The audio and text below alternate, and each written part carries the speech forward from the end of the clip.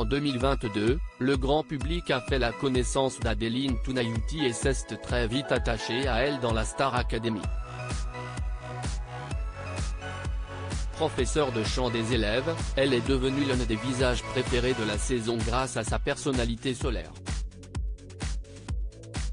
Pourtant, Adeline Tounayouti n'a pas toujours eu de quoi sourire, la faute à un grave accident survenu en 2017, lors duquel ses voies respiratoires ont été brûlées à cause d'un feu de cheminée.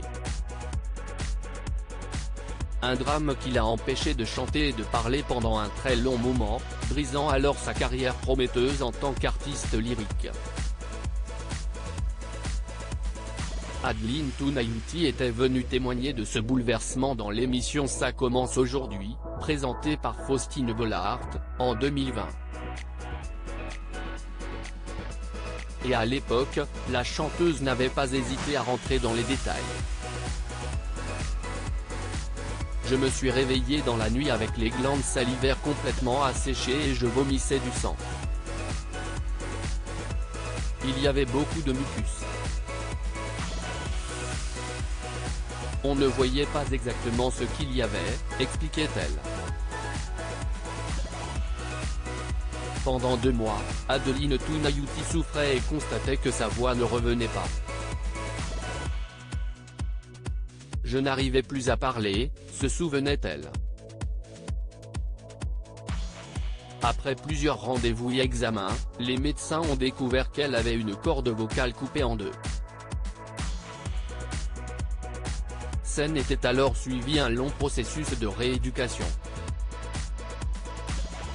J'ai trop souffert de devoir ne rien dire lors d'une interview pour Télé Loisirs, la complice de Yanis Marshall est revenue sur ce tournage sur France 2 qui s'est révélé éprouvant.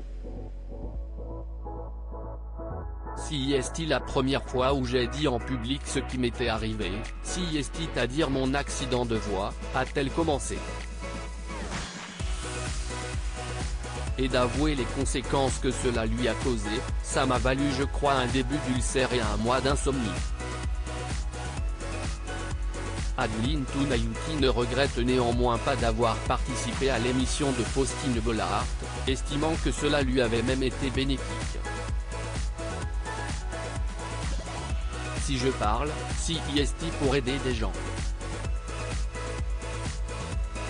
J'ai trop souffert de devoir ne rien dire parce que j'ai eu ce problème à la voix, cet accident et donc là j'avais envie de casser ce tabou parce que quand on casse le tabou, ça aide à avancer. J'ai parlé chez Faustine et, quelques mois après, ma voix est revenue. Donc peut-être qu'il y a un lien psychanalytique, je ne sais rien mais ça a dû me faire du bien même si, sur le moment, ça a été une épreuve, a-t-elle confié.